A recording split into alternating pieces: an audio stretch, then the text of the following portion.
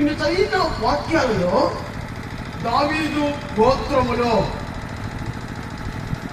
దావీదు వంశములో, దావీదు ఊరిలో, దావీదు పట్టణములో మరి చెప్తున్నాను.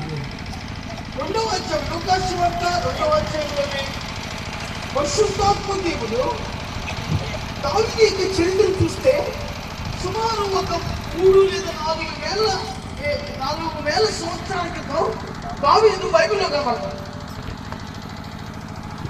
దావీదు చనిపోయాడు, పుట్టాడు, రాజు అయ్యాడు, అనేక గొప్ప కార్యాలు చేశాడు, చనిపోయాడు. రిమెంబర్ జాగ్రత్త గుర్తుపెట్టుకోండి. ఆయన చనిపోయిన